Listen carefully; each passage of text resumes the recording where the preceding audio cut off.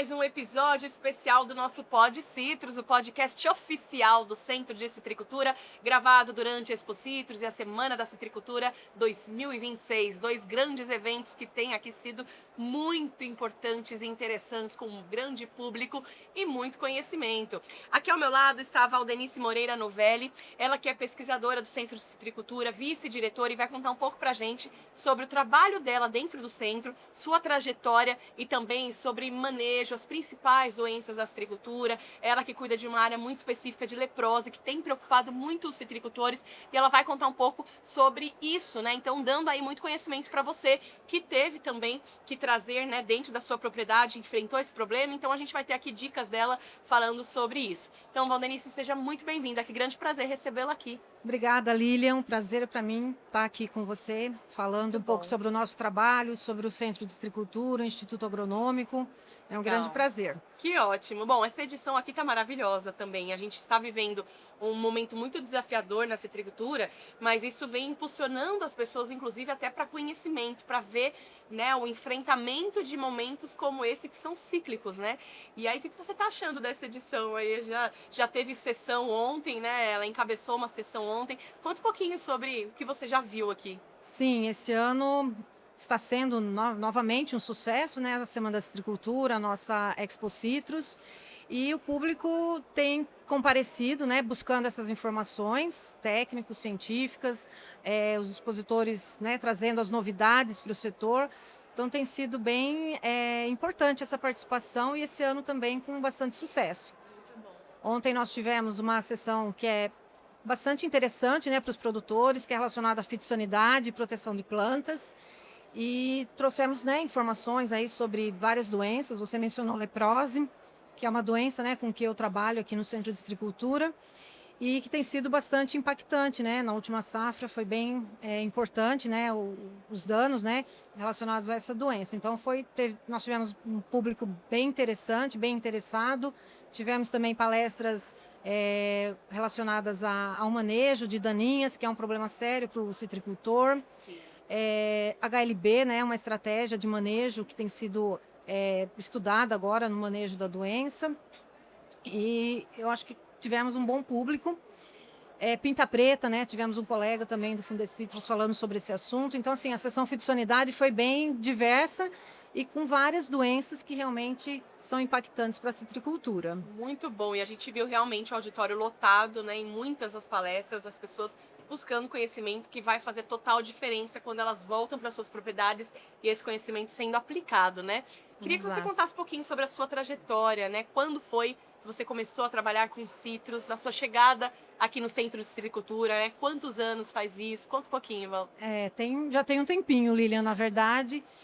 O meu mestrado, eu sou bióloga, né? Sou formada em ciências biológicas e desde o meu mestrado e doutorado já trabalhava com citros. Então eu frequento o Centro de Citricultura já tem um bom tempo, desde 94, quando eu comecei o meu mestrado. Então, citros já é minha formação, basicamente. E eu fui para uma área de pesquisa que envolve biologia molecular. Então, meu mestrado e doutorado foi desenvolver marcadores moleculares para distinção, caracterização de citros, né, dos diferentes acessos de citros. E depois eu tive a oportunidade de entrar na área de fitossanidade. E na época já era uma preocupação dos citricultores, o patossistema que a gente chama patossistema leprose. Leprose dos citros é uma doença bem impactante, é uma doença causada por um vírus que é transmitido por um ácaro. E esse ácaro ele é bastante, a gente fala peculiar, porque ele é um artrópode que é haploide, que a gente fala, ele geneticamente falando, ele seria bastante simples, mas ele é bem complexo em termos de biologia. Então, assim, tem leprose no Brasil já tem quase 100 anos que foi identificada como leprose, como uma doença viral, sabendo quem era o vetor desse vírus, só que até hoje a gente não tem uma solução, né? O controle da doença em campo ele é feito basicamente por produtos químicos. A poda é uma estratégia também de manejo, uma vez que a doença, ela não é, a gente fala que é uma doença que não é sistêmica, ou seja, o vírus ele não se espalha pela planta, ele não é transmitido sistemicamente. O vetor, uma vez infectado, ele se alimentando de uma planta sadia, ele vai transmitir esse vírus.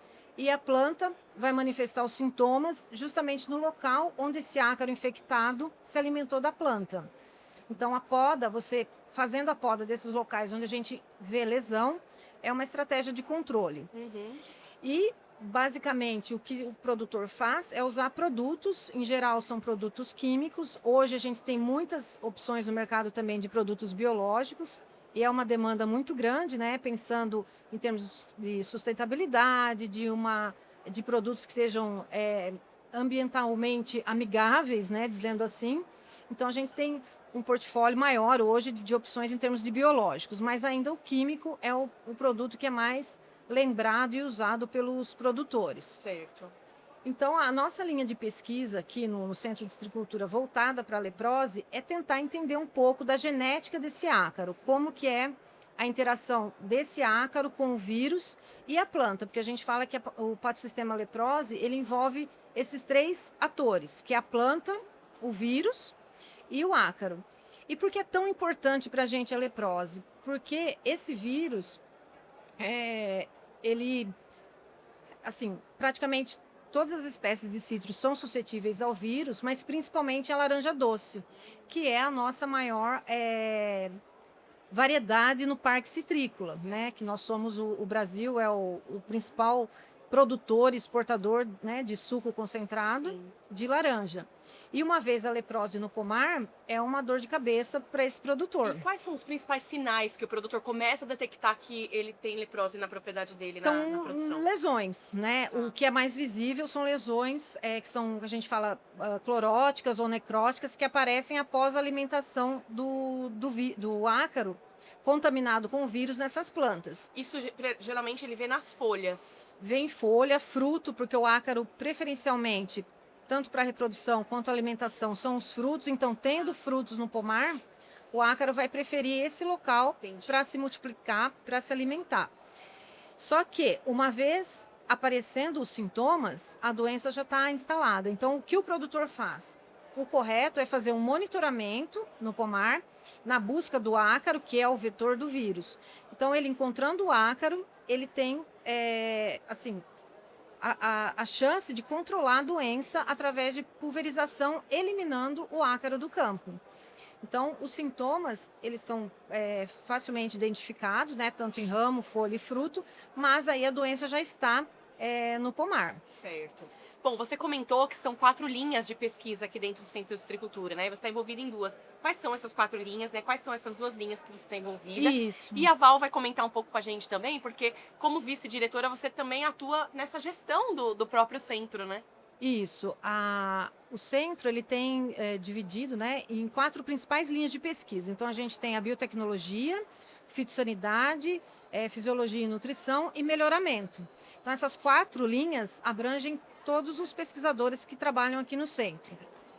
E a minha área de pesquisa, então, envolve tanto a parte de fitossanidade quanto a parte de biologia molecular. Então, a minha área, dentro, né, de tentar entender a genética do ácaro, desse vetor, envolve muito a parte de biologia molecular, que é tentar conhecer a genética, os principais genes envolvidos nessa interação vírus-ácaro, para tentar, então, com esse conhecimento, buscar novas estratégias de controle, que vá além do que eu comentei com você, que é muito químico hoje em dia. E a parte de gestão, né, que eu estou como diretora substituta, ela é mais recente. Então, desde 2018, 2019, que eu assumi junto com o nosso colega Dirceu, a direção. E tem sido desafiadora, porque nós temos buscado, assim, formar uma equipe, né? A gente já tem uma equipe muito boa trabalhando conosco, só que dando maior autonomia para essa equipe. Então, o sucesso que a gente fala da nossa direção talvez seja isso, valorizar, né, esse corpo técnico que a gente tem, os recursos humanos, para servir, né, cada vez melhor o nosso público, né, que envolve tanto a parte de pesquisa quanto a parte de serviços. Então, aqui no centro, a gente sempre tem buscado, nós temos, né, um credenciamento, a ISO 9001, que é voltado para a gestão de qualidade, então a gente tem buscado sempre essa qualidade, tanto dos nossos serviços quanto da nossa pesquisa. Muito bom, interessante você comentar, né, da ISO 9001, porque a gente vê também muito forte nessa gestão de vocês as certificações, né, e selos de sustentabilidade também, né? Para Isso. a fazenda ela tem um selo internacional de sustentabilidade. Isso, o centro tem prezado por essas acreditações, que são selos de qualidade. Então, o centro como um todo, nós temos a gestão, né, o credenciamento 9001, que envolve toda a qualidade do centro.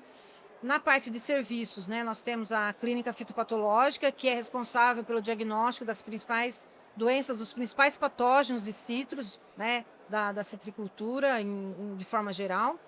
É credenciada pela nossa ISO 17025, que é voltado para a qualidade das metodologias, da padronização dessas metodologias.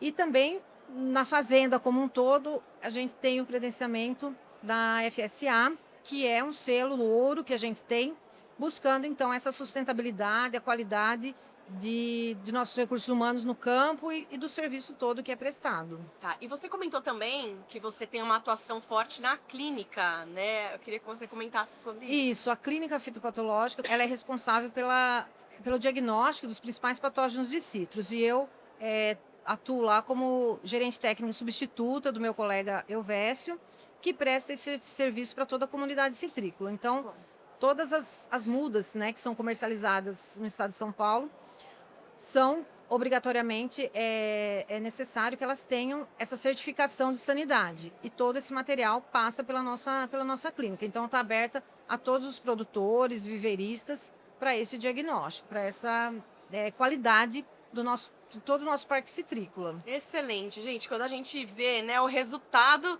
de tudo isso que ela trouxe aqui na origem, é muito gratificante. Então, Val, parabéns pelo trabalho, pela Obrigada, trajetória, Lilian. trabalho de toda uma equipe por trás disso, né? Muito bom pra gente conhecer um pouco dessa história, viu? Eu te agradeço muito pela entrevista. Obrigada, Lilian. Obrigada pela oportunidade. E é isso que você falou. Esse não é um trabalho solitário, né, de uma pessoa só, mas um trabalho de toda uma equipe, da nossa excelente equipe aqui no centro. É isso aí. Muito obrigada a você também que nos acompanhou em mais uma edição do nosso Pod Citrus. Até o nosso próximo episódio.